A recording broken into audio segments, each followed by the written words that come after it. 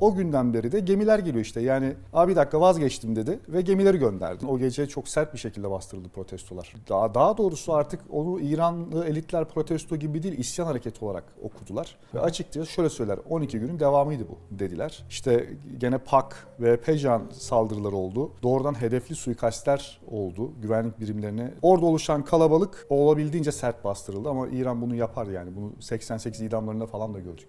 Hepsinde silah var mı? Hayır ama devrim ihtiyaç duyduğunda çağıracak zaten. Afganistan'dan, Pakistan'dan, sağdan soldan milis güç getirme kapasitesi İran'ın var. Kasım Süleymani'yi vuran İsrail değildi. Hocam hoş geldiniz. Merhabalar, hoş bulduk. Hocam İran'da Venezuela örneği görecek miyiz? Böyle bir beklenti var mı? Ya bu çok fazla soruluyor, çok fazla da tartışıldı. Tabii Trump'ın burada bunu pazarlamasının da çok etkisi var. Ama şimdi Venezuela örneği, İran örneği eğer dekapitasyon noktasındaysa, yani lidersizleştirme noktasındaysa hikaye, zaten 12 günlük çatışmada da bu denendi ve şimdi konuşulanlar da hani böyle olacak noktasında konuşuluyor. İşte Hamaney öldürülecek gibi, yani ne kadar olurunu geçiyorum buna, olurunu olmazını geçiyorum ama böyle bir konseptten hep bahsediliyor. Dekapitasyon noktasında niyet diyelim olabilir. Gerçekleşip gerçekleşmeyeceği dedim, koca bir soru işareti, bu bir. Ama eğer burada kastettiğimiz şey tutup da Hamaney'i kaldığı yerden kaçırmaksa helikopterle, bir kere her şeyi geçiyorum. Hamaney'in tuttuğu koltuğun ne kadar önemli olduğunu, bunun işte velayeti fakihi takip eden İran'ın dışındakiler de dahil olmak üzere ne kadar önemli bir koltuk olduğunu vesaire, bunları hepsini kenara koyuyorum. Bir kere coğrafi olarak Maduro'nun bulunduğu yerle Tahran, yani Karakas'la Tahran arasındaki o coğrafi farklılıkları da var. Birisi denizin, okyanusun kenarında, ötekisi İran'ın çok içlerinde. Yani böyle bir operasyonu vesaire kaldırabilecek bir durum da ortada yok. Yani her noktadan bence bu çok konuşulması bile çok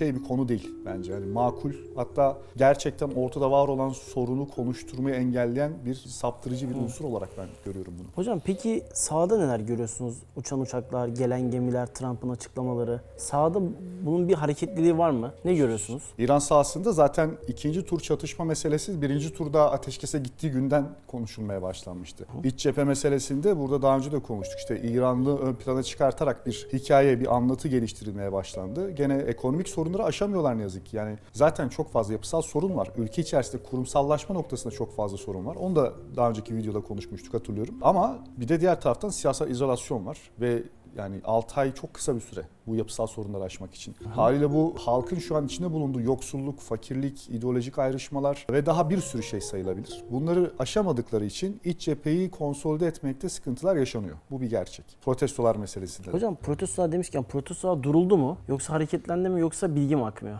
Duruldu. Yani zaten o gece çok sert bir şekilde bastırıldı protestolar. Daha doğrusu artık onu İranlı elitler protesto gibi değil, isyan hareketi olarak okudular. Ve açıkçası şöyle söyler, 12 günün devamıydı bu dediler. İlk günlerdeki tavır bu değildi tabii ki. Bunda biliyorsunuz hani ilk günlerde daha yumuşak, soft bir şey vardı. Yaklaşım vardı. İran devlet düzeyinde. Anlayış vardı. Fakat iş artık terörize etmeye geçince, bunu ben sokaktaki masum insanlardan bahsetmiyorum. Yani gerçekten ciddi bir genç işsiz oranı var İran'da. İş artık böyle, eğer iddialar doğruysa kafa kesme noktalarına kadar giden, çünkü DAEŞ Horasan da orada faaliyetler gösterdi. Özellikle Meşhed tarafında zaten hücreleri çok yaygındır orada, o bölgede. İşte gene PAK ve Pejan saldırıları oldu. Doğrudan hedefli suikastler oldu. Güvenlik birimlerine, yani böyle çatışmadan bahsetmiyorum. Gidip vurup bahsediyorum. Keza işte mescitler yakıldı, hastaneler basıldı, türbeler yakıldı ki İranlılar için türbe çok önemli bir konudur. Hani böyle şeyler yaşandıktan sonra artık demeye başladılar. Güvenlik elitleri hususen. Yani artık protestocular evine dönsün. Yani sokakta kalanlara özellikle yapıldı. Ve 8'inde de Perşembe günü akşamı İran'da tatildir. Cuma günü de gene hafta sonu tatildir. İran protesto kültüründe de bunu da sık sık yayınlarda söylemeye çalışıyorum. Yani akşamları genelde iş çıkışı toplanır, protestolar yapılır. Yani sloganlar atılır, dağılır falan. Orada oluşan kalabalık olabildiğince sert bastırıldı ama İran bunu yapar yani. Bunu 88 idamlarında falan da gördük. Bu beka söz konusu olduğu için onların kodunda bekaya karşı artık düşmanla işbirliği yapan, Mossad'la vesaire beraber çalışan insanlar olarak görüldüğünden bir durum gerçekleşti. Hocam şimdi gruplar dediniz ya, bu bizi de tehdit eden terör örgütü PEJAK var İran'da. PKK'nın İran kolu. Bunlarda bir hareketlenme var mı? Neyi görüyorsunuz? Ya da bu karakol basanlar işte, bunlar da var mı? Ya da Suriye'den bu tarafa geçenler olduğu söyleniyor bazı medya kuruluşlarında. Bunlarla ilgili bilginiz var mı? Suriye meselesi şöyle. 12 gün öncesinde de sonrasında da Suriye'den geçişler olduğu söylenen bir şey. Buna karşı hatta 12 gün yaşanırken İran hep vurguladığım üzere mozaik savunma konsepti bağlamında orada zamanlarda belli grupları, güvendiği besicilere ve çeşitli gruplara silah dağıtmaya başlamıştı. Yani olur da bir durum gerçekleşirse bu Suriye'den geçenlerle çatışacak bir altyapı oluşturulmaya başlanmıştı Batı Bu milis Azerbaycan'da. gücü. Tabii. Milis Yani gücü var. milis gücü zaten halihazırda İran'da. Besiç teşkilatının olayı odur zaten. Yani başlı başına milis şeyidir. Hocam bunlar kaç kişi İran'da? 20 milyon kişi var ama burada şöyle bir nüans var. 20 milyon tabii çok kalabalık geliyor göze. Besiç olduğunuzda bir kere sisteme akredite oluyorsunuz ve birçok avantajlardan da faydalanıyorsunuz. Dolayısıyla insanlar biraz da hani devrime çok gönül vermekten de öte besiç olmanın getirdiği faydalardan da faydalanmak için kayıt oluyorlar bu tip şeylere. Bu da bir de besiç teşkilatında seviye seviye, sınıf sınıf şeyler var. Yani herkes işte merhaba ben besiç oldum deyip de bir anda böyle sistemin kabul ettiği çekirdeğe gireceği anlamına da gelmiyor. Hocam örneğin mesela bir kasap besiç olabiliyor mu? Tabii.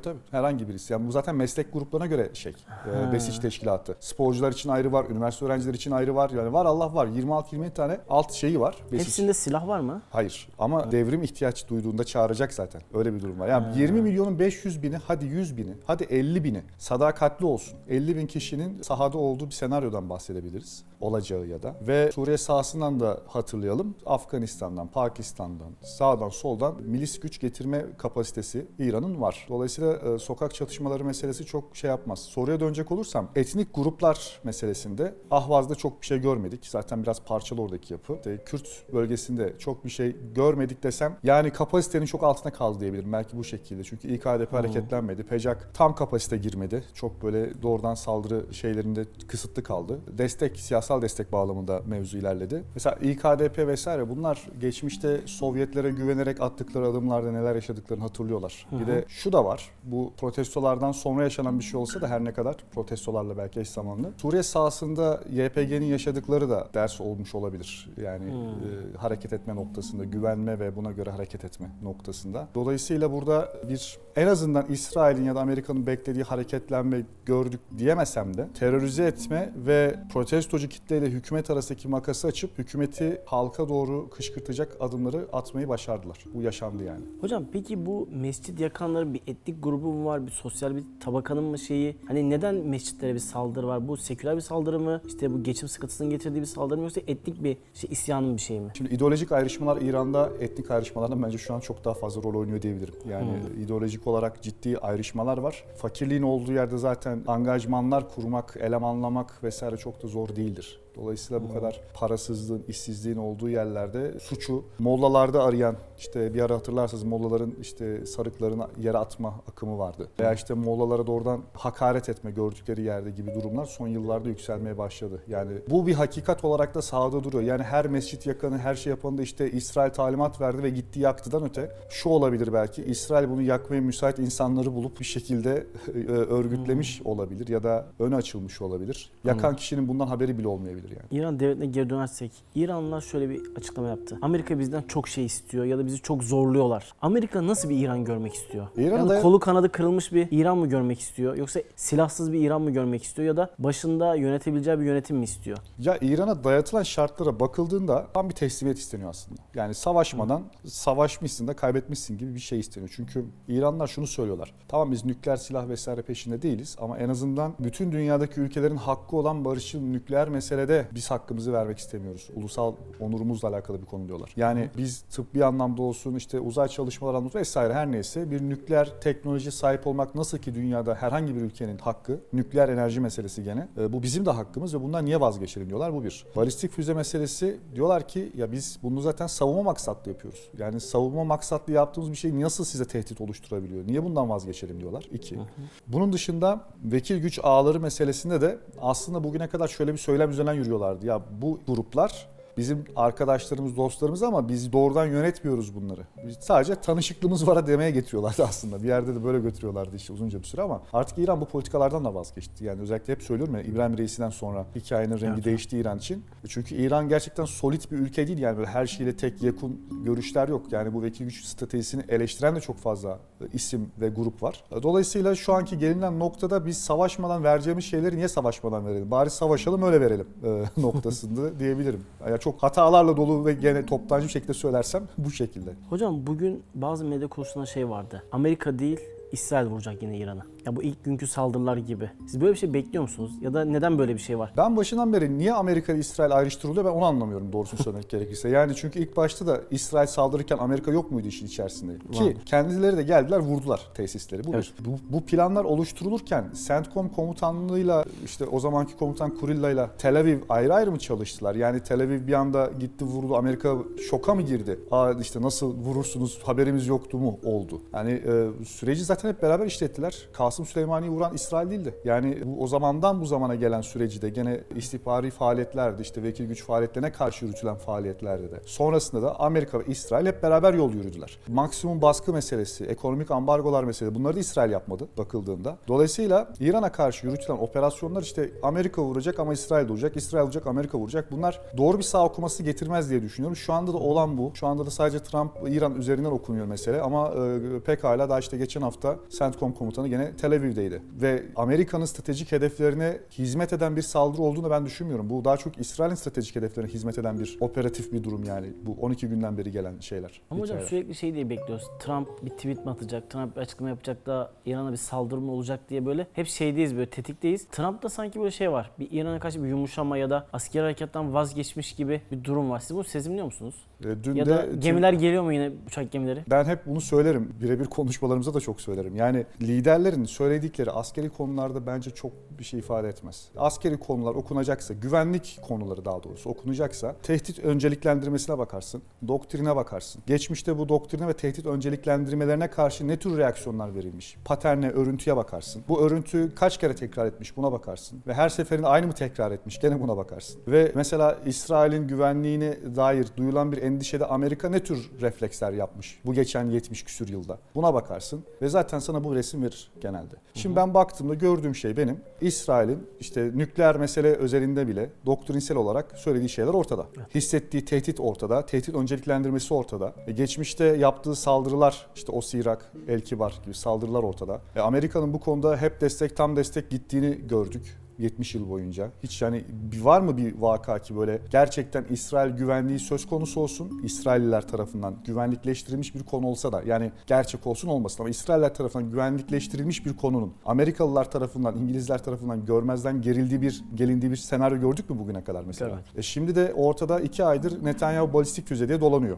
Çünkü İran balistik füze kapasitesini gerçekten hızlı bir şekilde tekrar inşa ediyor ve bugün değil de Haziran'da saldırırlarsa daha ciddi bir kapasiteyle karşı karşıya kalacaklar. Nükleer meselede de işte know-how elden alınamadığı santrifüjleri İran kendisi zaten üretebiliyor. Yani bir 10 yıllık, 20 yıllık belki geciktirme diyebilirim ki bunu farazi söylüyorum bu yıl geciktirmelerini. Şimdi ben İsrailli olsam şöyle düşünürdüm. İsrail'in güvenliğini konjonktüre mi emanet edeceğim? Bir anlaşma çıkarıp. Çünkü ben İran'a güveniyor muyum mesela? İsrailliler İran'a güveniyorlar mı? Hani şey olarak söylüyorum. Dolayısıyla İran'ın bugün anlaşmaya gidebileceğini ama 15 yıl sonra tekrar vekil güçlerini aktif edebileceğini, nükleere dönebileceğini veya konjonktür değiştiğinde Çin'in mesela yükseldiğini düşündüğümüz bir senaryo düşünelim. İsrail uyumu kadar olmadığını varsayalım. Siz bir İsrailli olsanız böyle bir konjonktürü ülkenizin güvenliğine emanet eder miydiniz? O yüzden de zaten 2 hafta önce ben Trump'ın kesinlikle vuracağını fakat hazırlıksız oldukları için yani çünkü Mayıs-Haziran'da 3 tane uçak gemisi vardı bölgede ve Avrupa filosunun yarısı mesela gene sahadaydı. Bunun gibi şeyler vardı. Hazırlıksız olacağı için de Körfez'in büyük maliyet altına gireceği, Körfez'deki Amerikan varlığının ciddi risk altına gireceğinden kaynaklı, bundan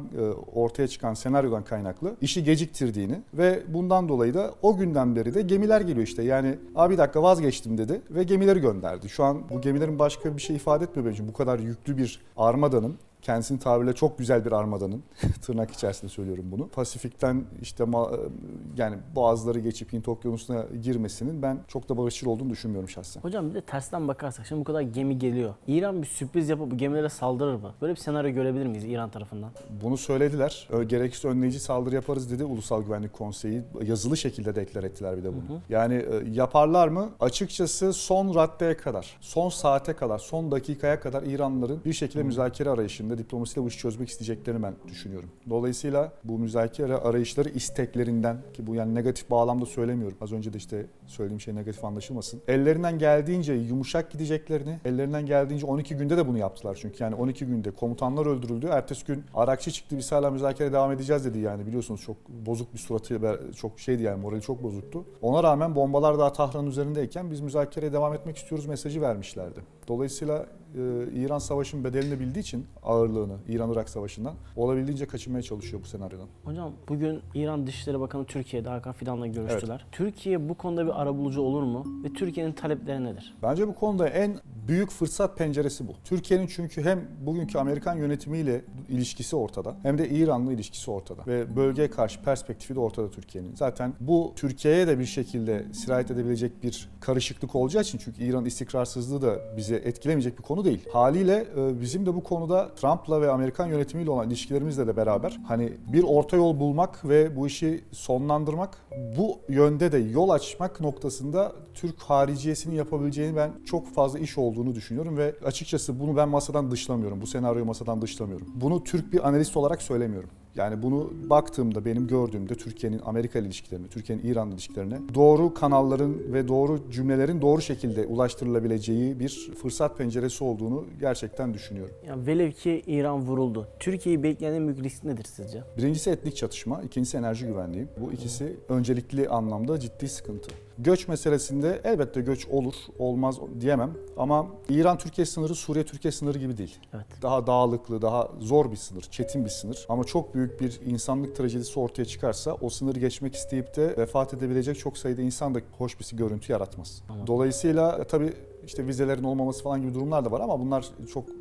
Suriye ölçeğindeki bir göçten bahsediyorum. Yani direkt doğrudan kitlesel bir göçten bahsediyorum. İlk tahlilde bunu göreceğimizi düşünmüyorum. Yani işte bugün bomba düştü ve yarın bu göçü gördük. Böyle bir senaryoyu ben düşünmüyorum. Ama iş böyle gittikçe harmanlanırsa ve orada çünkü gerçekten yanıcı şeyler var. Etnik gerilimler, dini gerilimler vesaireler var İran içerisinde. Bir anda harlanırsa ve iş sokak çatışmalarına, böyle milis çatışmalarına vesaire dönüşürse o noktada gerçekten kitleselleşebilir ama buna bir yol var. Yani bugünden yarın olacak bir şey değil bu. Ama hızlı gelinebilir o yola. Hocam enerji konusu. Enerji konusu tabii ki Türkiye için İran önemli bir enerji partneri, önemli bir ortak ve transit anlamda da bizim ticaretimizde de İran ticaretinde de oldukça önemli bir şey. Bizim biliyorsunuz bir de swap anlaşmalarımız vesaire de var. Türkmenistan'da dahil olduğu. Bütün bunların toplamında bu her ne kadar bizim yedekleme sistemlerimiz çok gelişmiş olsa da bu bağlamda işte hemen bugün çatışma çıktı ve yarın gazsız kaldık gibi senaryonun olmayacağını tabii ki söylemek lazım ama elbette etkileyecektir ve süreç uzadıkça bu etkiyi görmeye başlarız. Yani mesela 12 gün oldu ve altyapılar bu yönde çok zarar görmediği için sıkıntı olmadı akışlarda. Ama altyapıların vurulduğu bir senaryoda ya da işte doğrudan Türkiye'yi de gözetmeden yapılarsa eğer bu harekat günün sonunda orta ve uzun vadede bizi tabii ki olumsuz yönde etkilese de sadece olumsuzluk olarak yansır. Doğrudan bir yıkım veya işte bir ne denir felaket senaryosu olarak göreceğimizi düşünmüyorum. Teşekkürler hocam. Ben çok teşekkür ederim.